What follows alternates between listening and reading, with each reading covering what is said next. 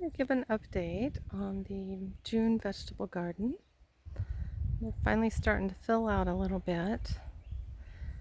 This first bed here, I've got some okra I just planted not too long ago. They're little up front, and a little summer squash I squeezed in there.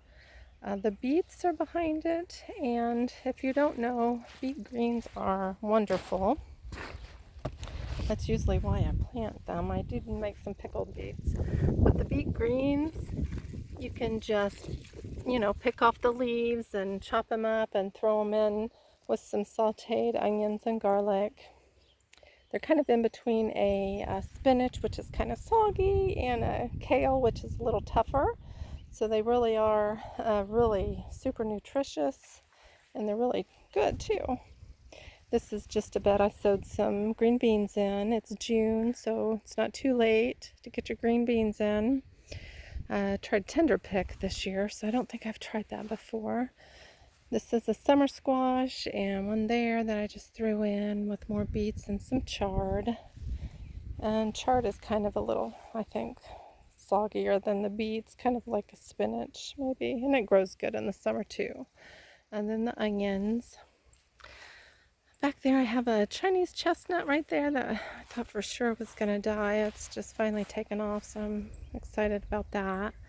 And then some asparagus and some black currants. This bed is the tomatoes.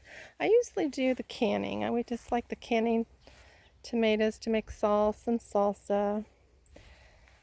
So I think they're mainly all Roma. These here I've never tried before. They're perpetual spinach. It should climb up, I hope, this little fencing area. And there's Kitty. She just adopted us the other day at our back door, and she won't go away, so I guess we're hers now. And this is purslane, and this is my most favorite crop. If you ever get it, let it self-sow.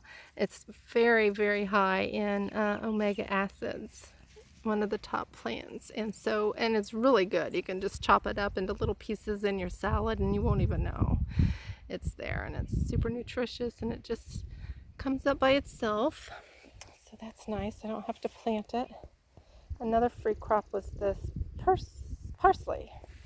There and on the side here it is self-sowed. Although I'm not a huge fan of parsley, it's nice to get a free crop and throw it in soups or whatever. And then the raspberries, they're not doing great this year in this drought, so I don't think I'm going to get much of a harvest. And it looks like the lettuce is about to go to seed, so I've probably got another week to eat all this lettuce, which isn't going to happen. So it did really good this year. I did throw a couple more summer squash in there. And this bed here is herbs that I'll probably do a separate video and talk about the herbs and how I use them. I do have some lemongrass in there.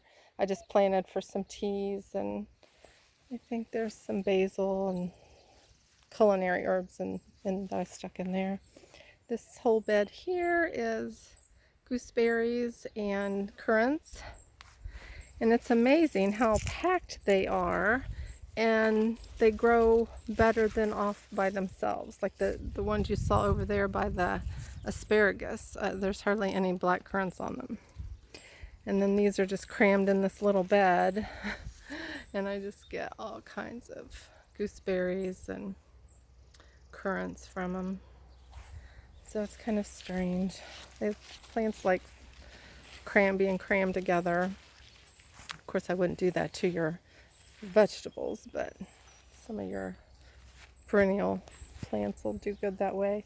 And then this garlic is music, and it's a hardneck. I just harvested the scapes. The hardnecks will get scapes on them, and you can just chop those up and throw them in really anything. It's just a milder garlic that tastes really good. It's nice to have the additional little crop of the scapes. And the chamomile self-sowed there, and so I've been picking that for teas. And these are supposed to be snake beans, and they're not doing too well. I think the bugs are getting them, and they're supposed to climb up here, so we'll see.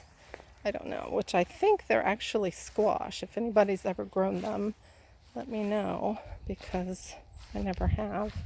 This is kind of a tea bed that I have. Bee balm here is getting ready to flower. I threw those in teas. And fennel self-sows. Fennel's kind of a licorice if you like licorice. It smells wonderful. It's really good in teas. And it'll self-sow. Same with the feverfew.